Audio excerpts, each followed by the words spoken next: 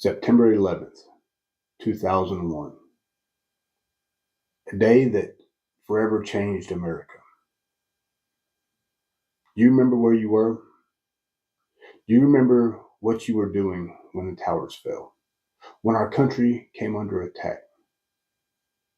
I do, and I'll never forget it. If you're watching this video, comment with the American flag and where you was that day. That day just wasn't history. It was pain. It was shock. It was a wake-up call. 19 terrorists carried out the 9/11 attacks. 19 men who turned airplanes into weapons. And if 19 could do that much damage, imagine how many are here in the United States right now, waiting, planning, capable of even worse. I want to pause and thank the brave men and women who answered that call afterwards, who raised their right hand, who put on the uniform and served this nation. I was one of them. I know the sacrifice it takes. But here's the truth. It's not over. Evil still exists.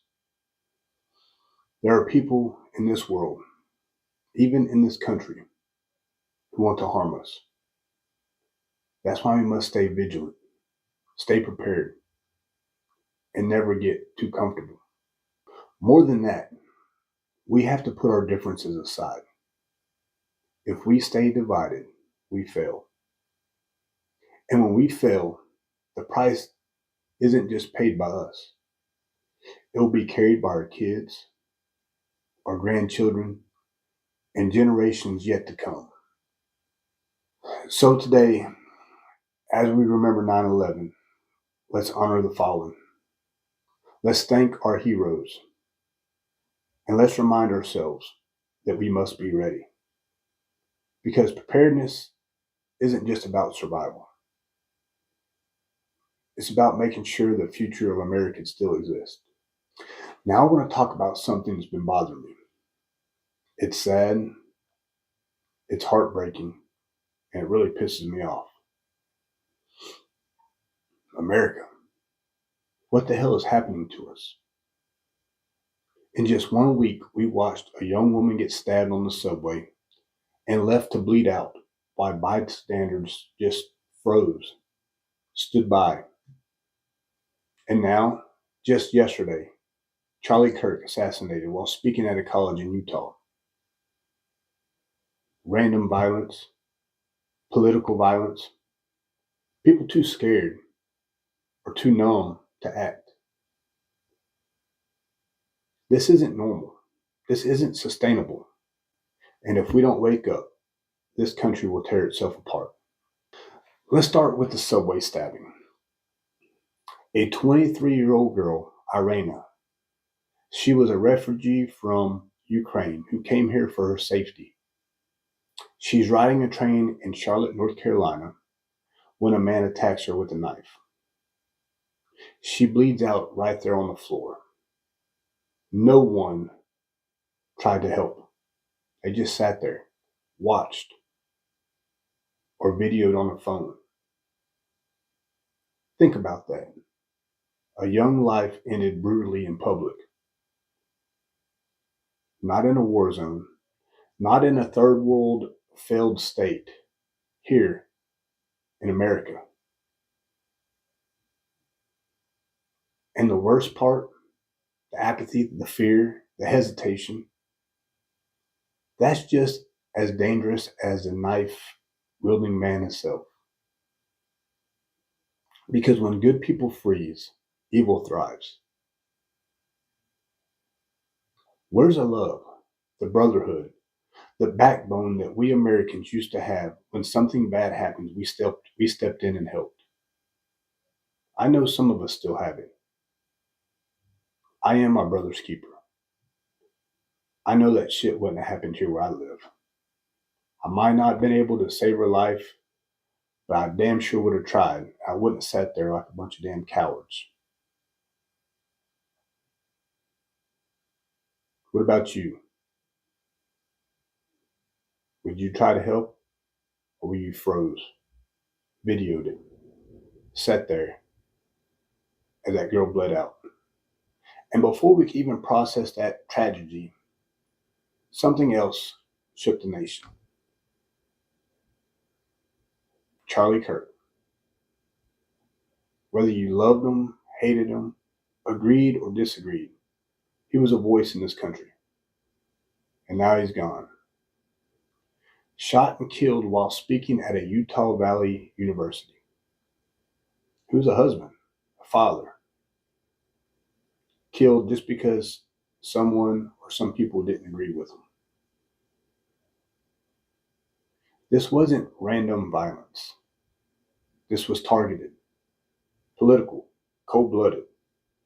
The governor of Utah called it a political assassination, and he's right. Because when activists or leaders or speakers can get killed for their beliefs, we crossed into dangerous territory. This is the stuff that sparks unrest. This is the kind of division that rips nations in half. So let's stop pretending. Our country is unraveling. One side against another, neighbors fighting neighbors. We don't just disagree anymore. We dehumanize. And when people stop seeing each other as human, violence becomes easy. Do we really want to walk that road? Do we really want another civil war?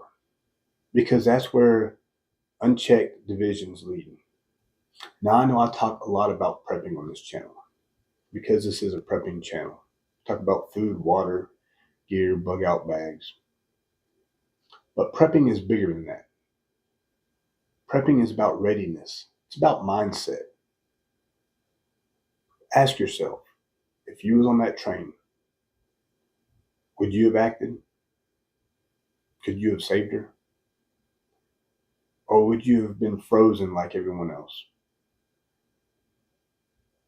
Preparedness isn't just beans, bullets, and band-aids. It's courage, vigilance, it's community. It's building resilience in your home, your neighborhood, your church, your town. Because when violence rises and when the institutions fail, the only thing left standing is us, regular people. And if we're divided, we fall. So here's my challenge to you. Don't be a spectator in your own country's collapse. Be the one who steps up. Be the one who's ready. Learn skills, build networks, strengthen your family, and yes, prep. Because in a nation this unstable, you can't afford to sit back and hope things get better. A house divided cannot stand. In America right now, we're divided. Something has to change, and it starts with us. Stay ready, stay strong, and for the love of God, don't just watch when the world bleeds. Do something. Thank y'all. Y'all stay safe. Patriot Prepper out.